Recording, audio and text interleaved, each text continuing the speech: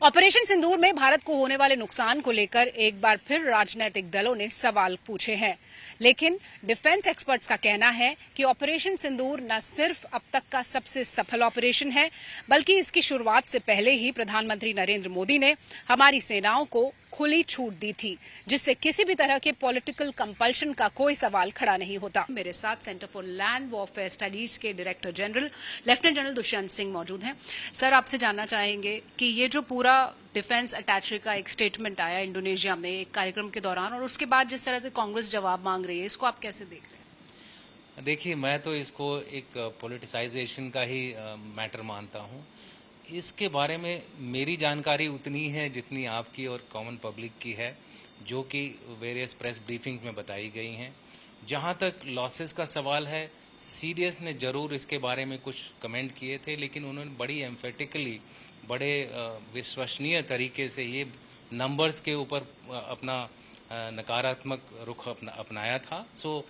मेरा मानना है कि हमको उसी लेवल तक इस बात को आगे ले जाना चाहिए। जहाँ तक अभी ये जो चल रहा है कि भाई पॉलिटिकल कंपल्शन था, मेरे हिसाब से प्रधानमंत्री जी की जो स्टेटमेंट थी कि हमने फौज को या हमने तीनों सेनाओं को खुली छूट दी है, तो आई एम श्योर कि तीनों सेनाओं ने इस बात को मद्देनजर रखते हुए ही अपने ऑपरेशंस को प्लान किया होगा। तो मुझे नहीं लगता कि इससे आगे हमको इसको पढ़ना चाहिए। ये एक राजनीतिक मुहिम चल रही है, जिसको कि हमें सिरे से नकारना चाहिए। सर, बहुत सारी खबरें आई कि पाकिस्तान के रनवेज खराब हुए, उनके एयर बेसिस को नुकसान हुआ, उनको बहुत झटका लगा ऑपरेशन सिंदूर में।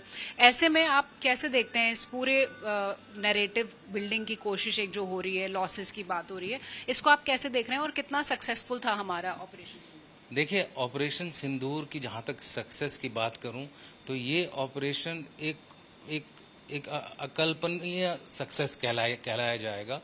जहाँ तक हमारे हथियारों का प्रभाव था, जहाँ तक हमारा जो इम्पैक्ट था पाकिस्तान के अलग अलग मिलिट्री बेसिस पर, टेररिस्ट कैंप्स पर, उसके खुले सबूत हैं। किसी को अभी इधर उधर जाने की जरूरत नहीं है।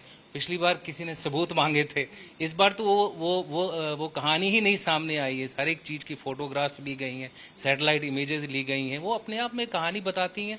पाकिस्तान बिलबिलाया हुआ है। चाइना की हालत इस समय काफ़ी सोचनीय है। वो सोच रहा है कि भाई अगर मेरे हथियार काम नहीं कर रहे हैं हम भारत के खिलाफ, तो अगर उसके साथ जंग होगा तो उसका क्या हाल होगा।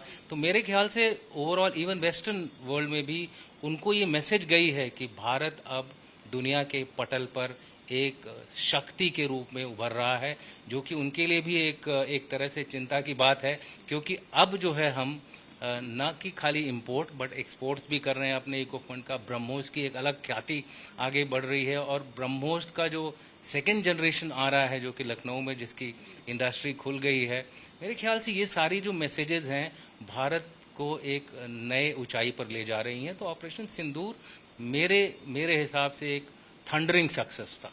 सर, जो डिफेंस अटैचे ने पॉलिटिकल कंपल्शन की बात की है, खासतौर पे उससे काफी ज्यादा उस पर सवाल उठ रहे हैं, उसको लेकर आपको क्या लगता है? उसको मिस इंटरप्रेट किया गया है उनके पूरे वक्तव्य को, या वो कुछ और कहना चाहते थे, जैसा कि अब एम्बेसी ने भी एक बयान दिया? देखिए, एम्बेसी ने इसके ऊपर अपनी क्लैरिफिकेशन बड़ी क्लियरली दी है, और जो भी ऑफिशियल क्लैरिफिकेशन आती है हमको उसको मानना चाहिए सही, न कि कोई out of the context statement आती है। उनकी पूरी जो प्रेजेंटेशन है हमने नहीं सुनी है, उनकी पूरी प्रेजेंटेशन सुनने के बाद ही अगर हम कुछ नतीजे पे आ सकते हैं। और दूसरी बात मैं ये बताऊं कि वो एक डिफेंस अटैचे थे, क्या उनको पूरी बात का खबर थी? ये भी एक अपने आप में मेरे हिसाब से एक क्वेश्चन मार्क है।